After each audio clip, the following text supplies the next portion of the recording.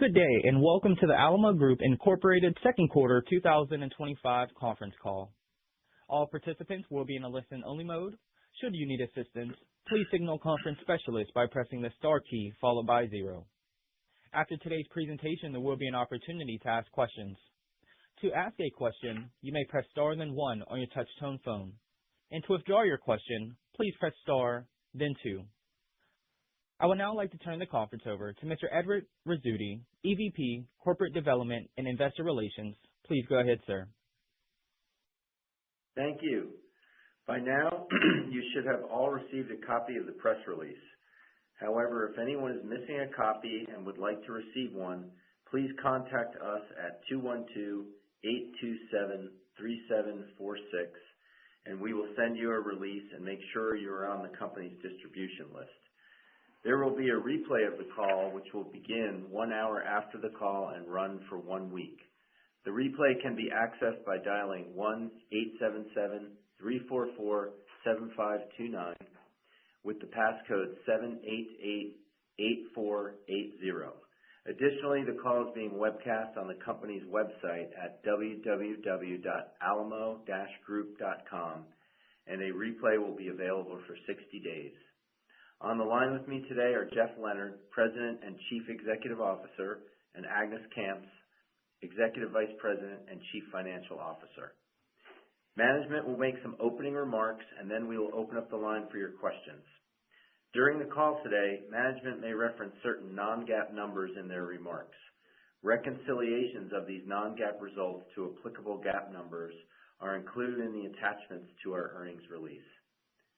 Before turning the call over to Jeff, I would like to make a few comments about forward-looking statements. We will be making forward-looking statements today that are made pursuant to the Safe Harbor provisions of the Private Securities Litigation Reform Act of 1995. Forward-looking statements involve known and unknown risks and uncertainties, which may cause the company's actual results in future periods to differ materially from forecasted results. Among those factors which could cause actual results to differ materially are the following: adverse economic conditions which could lead to a reduction in overall market demand, supply chain disruptions, labor constraints, competition, weather, seasonality, currency-related issues, geopolitical events, and other risk factors listed from time to time in the company's SEC reports. The company does not undertake any obligation to update the information contained herein, which speaks only as of this date. I would now like to introduce Jeff Leonard. Jeff, please go ahead. Thank you, Ed. We'd like to thank everyone who's joined us on the conference call today and express our appreciation for your continued interest in Alamo Group. Our second quarter results reflected a strong, solid operating performance driven by sustained strength in the governmental and industrial markets, supported by further modest improvement in the markets for our vegetation management equipment. Sales increased modestly compared to the second quarter of 2024. However, operating income improved significantly as a result of the efficiency improvement measures we have successfully implemented over the past several quarters. I would now like to turn the call over to Agnes, who will take us through a review of our financial results for the second quarter. I will then provide additional comments on the results and say a few words about the outlook for the balance of 2025. Following our formal remarks, we look forward to your questions. Agnes, please go ahead. Thank you, Jeff. Good morning, everyone. I am pleased to report that we delivered solid operational performance this quarter, reflecting the strength and resilience of our business model. Our Industrial Equipment Division delivered impressive results. Our Vegetation Management Division continues its recovery, and we are encouraged by the progress made. Second quarter of 2025 revenue was $419.1 million compared to strong prior year second quarter revenue of $416.3 million. Gross profit for the quarter was $108.3 million with a margin of 25.8% of net sales compared to $108.2 million and margin of 26% for the same period last year. SG&A expenses were $57.1 million, which is a reduction of 6% driven by savings in Vegetation Management Division. Operating income in the second quarter of 2025 was $47.1 million with an operating margin of 11.2% of net sales, reflecting an increase of 83 basis points compared to the second quarter in 2024. Net income for the second quarter was $31.1 million, or $2.57 per diluted share, compared to net income of $28.3 million, or $2.35 per diluted share last year at the same time. Almost 10% increase in the net income was driven by stronger operating results. Interest expense decreased $2.4 million compared to the same period in 2024, driven by significantly lower debt levels. Lower interest expense helped offset unfavorable impact of the revaluation of U.S. dollar-denominated monetary assets held in our Canadian entities. The provision for income tax was $10.3 million, resulting in an effective tax rate of approximately 24.9% compared to 24.8% in the second quarter of 2024. With that overview, let's take a closer look at the performance of our divisions. Vegetation Management Division reported net sales of $178.4 million, a 15.7% reduction compared to the second quarter of 2024. While this was a reduction compared to the strong quarter in 2024, it was a 8.8% sequential improvement as bookings and backlog have stabilized. Operating income for this division was $12.8 million, representing 7.1% of net sales. The impact of lower revenue compared to the second quarter of 2024 was partially offset by savings from the cost reductions taken in 2024. Industrial Equipment Division net sales were another record, $240.7 million, representing an impressive 17.6% organic growth compared to the second quarter of 2024. Growth in the second quarter was driven by strong sales across the division, especially notable were sales of vacuum trucks as well as snow removal equipment. Operating income was also a record, $34.3 million, or 14.3% of net sales, which was a 100 basis points improvement compared to the same period last year, a result of growth and our operational excellence initiatives. Moving on to the balance sheet. We maintain a strong financial position and flexibility to support ongoing initiatives and future investments. Our total assets of $1,558 million at the end of second quarter increased by $51.7 million compared to last year at the same time. An increase in cash and cash equivalents were partially offset by decrease in accounts receivable and inventory. We reduced our accounts receivable by $32.3 million to $356.2 million, also representing a reduction in day sales outstanding by about 3 days compared to the same period in 2024. Inventory of $372.1 million was also reduced by $13.1 million compared to last year. Reductions we achieved in Vegetation Management Division were offset by increase in Industrial Equipment Division. Higher inventory in the Industrial Equipment Division supports double-digit growth in that division. As a result of our disciplined cash management, the operating cash flow year-to-date was $36.9 million.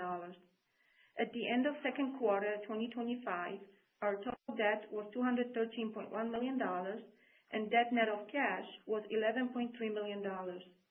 This was an improvement of $163.8 million, or 93.5% compared to the second quarter in 2024, driven by strategic debt reduction and strong cash generation. To conclude, I would like to emphasize our commitment to delivering long-term value to our shareholders. We are pleased that our board has approved a quarterly dividend of 30 cents per share. As we move forward, we'll remain focused on driving growth and optimization in our operations. Thank you. I'll turn it back over to Jeff. Thank you, Agnes. I'd like to add a personal welcome to everyone who's on the call with us this morning. In the second quarter, our markets continued to develop in accordance with our expectations, and improvements in operating efficiencies combined with lower costs contributed to the improved earnings per share. Demand remained robust in the government and industrial contractor segments, and our industrial equipment division had another excellent quarter. Sales in the division were up nearly 18% compared to the second quarter of 2024, with all of this growth being organic. Sales of excavators, vacuum trucks, street sweepers, highway safety vehicles, and snow removal equipment all improved nicely. Manufacturing facility utilization remained quite strong and resulted in higher efficiencies that supported the expansion of operating margin in this division. The combination of strong sales growth and improved efficiencies contributed to a 100 basis point expansion of the division's operating income.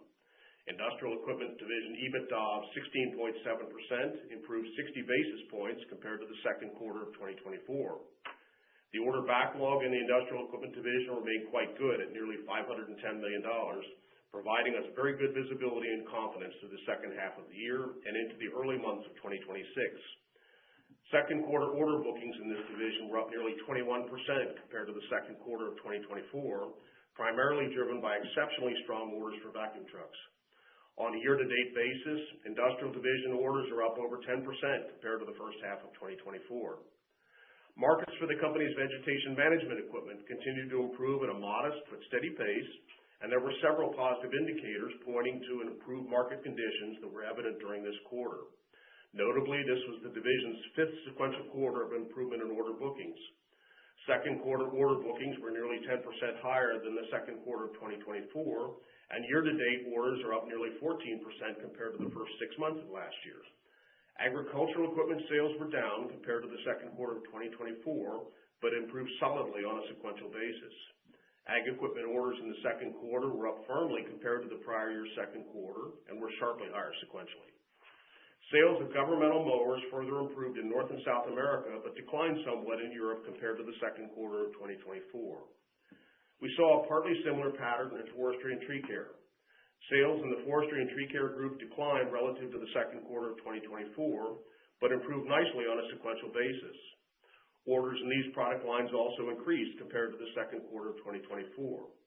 We were encouraged to see that U.S. residential housing starts were somewhat higher this quarter, but we continue to believe that an interest rate relief is needed to restore and sustain momentum in this part of the division. Overall, despite the positive improvement in trends and markets for this division's products remained under pressure. Dealers remained cautious regarding new inventory commitments on their balance sheets because of the higher floor plan interest rates. Although vegetation management division sales declined 16% compared to the second quarter of 2024, it was encouraging to note the solid 9% improvement sequentially. Sequential improvement was mostly attributable to better performance from its North American ag equipment business and to a lesser extent from forestry and tree care. This division's results also benefited from better efficiencies resulting from plant consolidations completed last year, as well as from significant reduction in sales, general, and administrative costs. The division's operating margin declined 50 basis points to 7.1% of net sales, while EBITDA declined 120 basis points compared to the second quarter of 2024. On a consolidated basis, the company's solid second quarter results aligned with our expectations. Sales increased modestly on a consolidated basis compared to the second quarter of 2024, but rose more than 7% compared to the first quarter of this year, driven by strong organic growth in the industrial equipment division. Consolidated operating margin improved 83 basis points to 11.2%, and net income improved by nearly 10% compared to the second quarter of 2024. Second quarter earnings per share of $1.57 improved 9%, net of a 21-cent per share impact of foreign exchange headwinds from the U.S. dollar revaluation in our Canadian operations. Turning now to our outlook for the balance of 2025, we remain optimistic about the company's prospects for the next several quarters and beyond. While risks and uncertainty associated with tariffs remain, the combination of sustained strength of our industrial equipment markets, further recovery in vegetation management markets, improving internal efficiencies, and a lower administrative cost structure continue to point to positive development of company performance for the next several quarters. We were very pleased to complete the tuck-in acquisition of Ring-O-Matic in the second quarter, as their vacuum excavation equipment nicely complements our vacuum truck and excavator product line and offers potential to accelerate growth in our equipment rental business. Ring-O-Matic employs a group of exceptional employees, and we're thrilled to have them join the Alamo Group team. With the company's net debt approaching zero, we're in a strong position to exploit our increasingly active M&A pipeline. We're encouraged by the quantity and quality of the actionable corporate development opportunities we've identified and are pursuing to accelerate corporate growth. This concludes our prepared remarks. We're now ready to take your questions. Operator, please go ahead. Thank you. We will now begin the question and answer session. To ask a question, you may press star then one on your touch-tone phone. If you're using a speakerphone, please pick up your handset before pressing the keys. If at any time your question has been addressed and you would like to withdraw your question, please press star then two. And our first question will come from Chris Moore with CJS Securities. Please go ahead. Hey, good morning, guys. Congrats on a great quarter. Hi, Chris. Good morning. Good morning. Maybe we'll just follow up on some of the stuff you were talking about, Jeff. So from a visibility standpoint, sounds like industrial is looking good at least into early 26. Can you maybe just talk a little bit more about vegetation for Q4 and your thoughts in terms of this, improving orders, continuing that trend? Yeah, I think we're likely to see that trend continue for the next several quarters at least, Chris. I mean, we're coming from a very low point, as you know, so the climb out has to be consistent, and I think it will be. I was very encouraged to see how much the ag market recovered during this quarter. It was actually a little better than I thought, and forestry was maybe not quite as good as I thought it was going to be. But forestry is the bigger ticket, more expensive items, and there we definitely could benefit from some interest rate relief, which I'm hoping one of these days we're going to see. But all in all, the activity level is improving, and I think the dealer sentiment is slowly improving as well, despite ongoing headwinds in ag. Commodity pricing still isn't brilliant at the moment.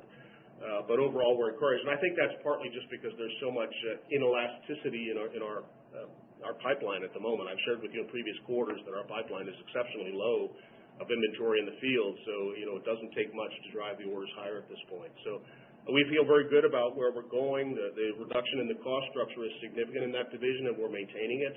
And the plant consolidations are finally starting to see the efficiency improvements we were counting on, particularly in ag.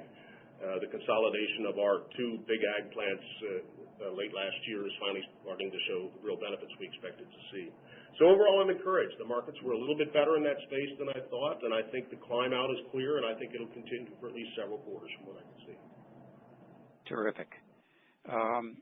So far, direct pain points from tariffs, including shifting production from Canada to the U.S., have been manageable. The issue you've talked about in the past is, the potential inflationary impact on demand.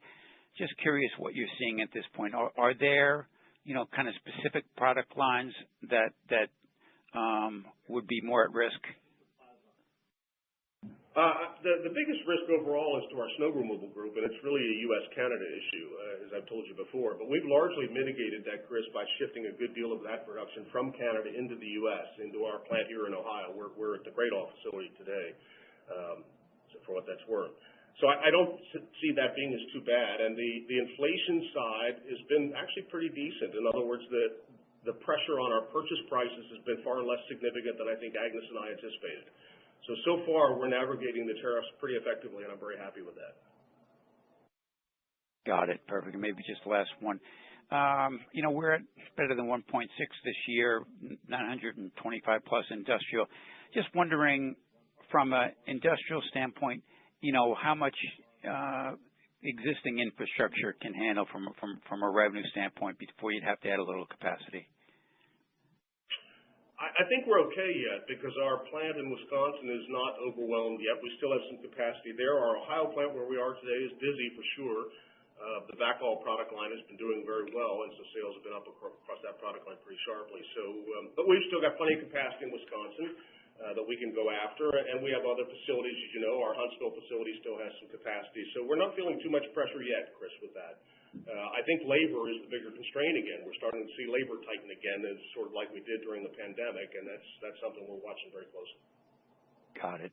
Very helpful. I'll jump back in line. Thanks, guys. Thanks, Chris. Again, if you have a question, please press star, then one. Our next question will come from Mig Dobre with Baird. Please go ahead.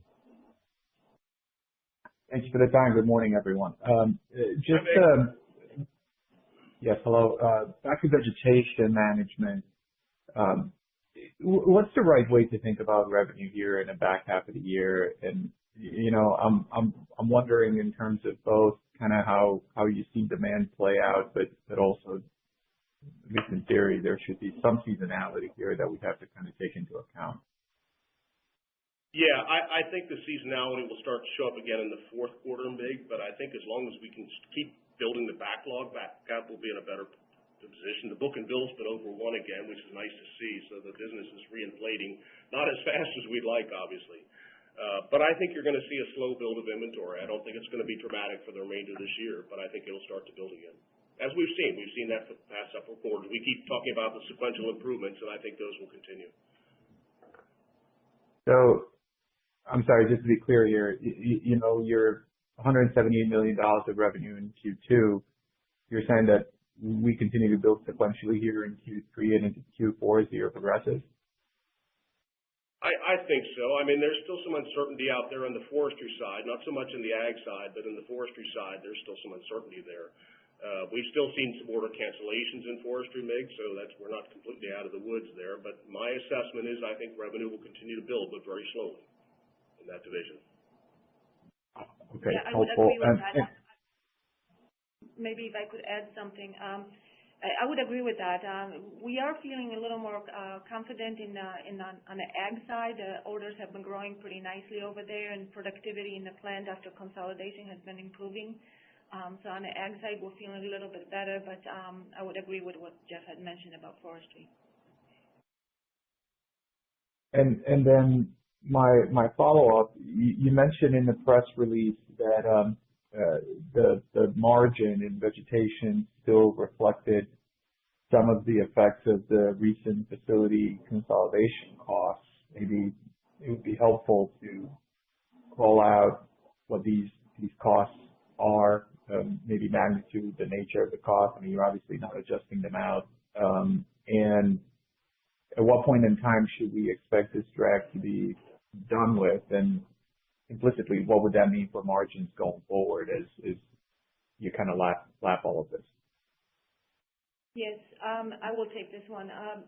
What we're referring to in terms of gross margin is productivity. As these plants have consolidated, there was a couple of capital projects we needed to complete and simple learning curve, and that has been improving. So in our plant in the U.S. Ag in Selma, that certainly has been improving, and productivity will improve in the second half. And we're still working. We still have a little more lift in our plant in the forestry in Wynn, Michigan. So that's related to productivity. Can you quantify this?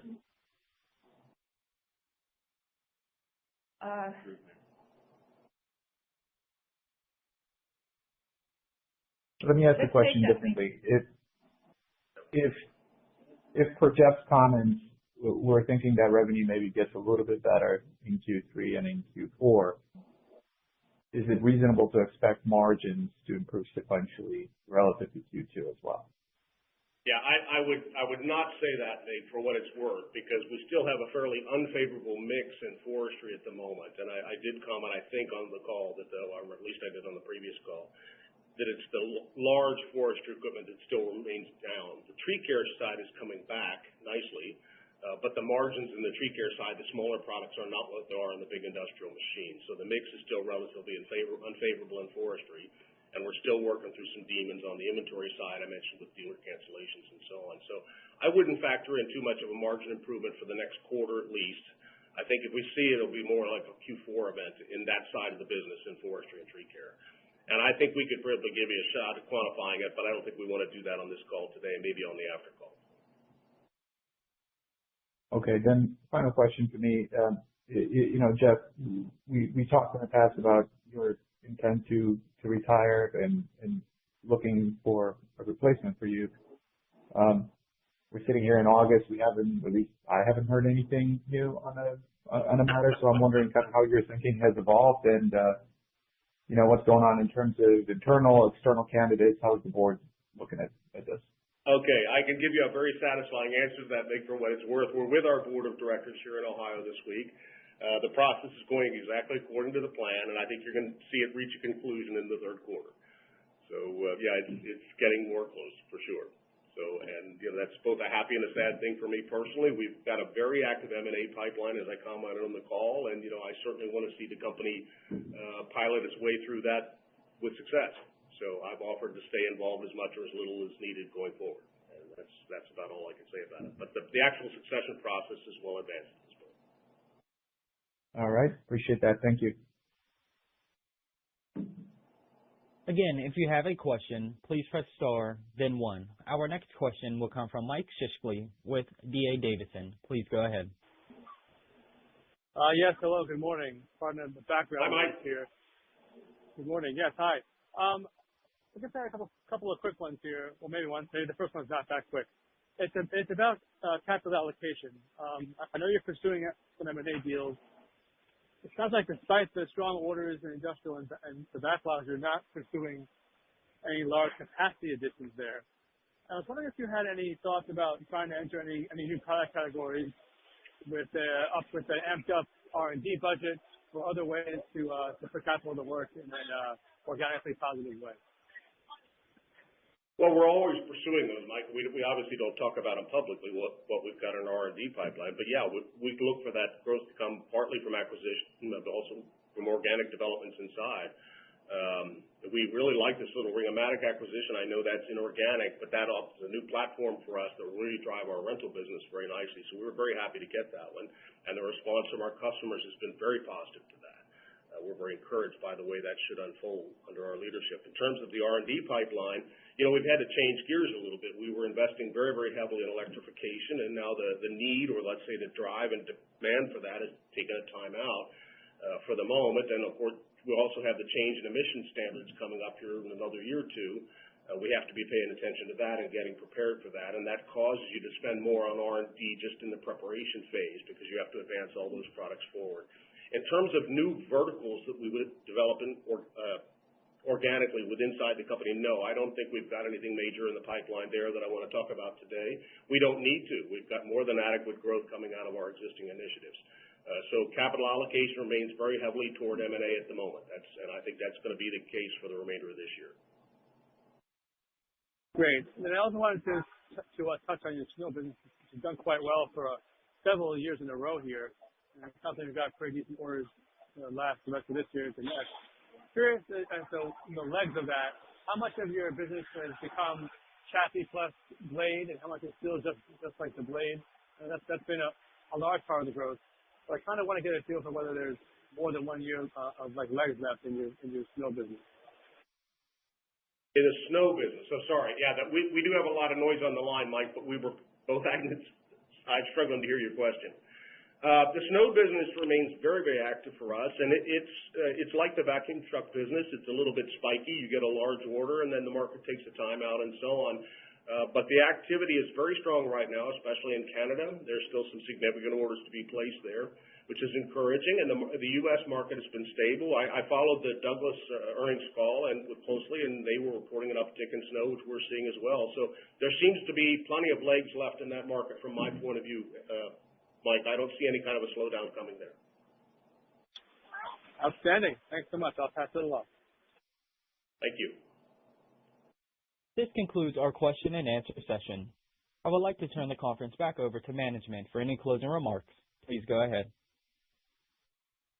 Thank you. This concludes our preparation for today's meeting. We look forward to speaking with you again on our third quarter conference call in November. The conference is now concluded. Thank you for attending today's presentation. You may now disconnect.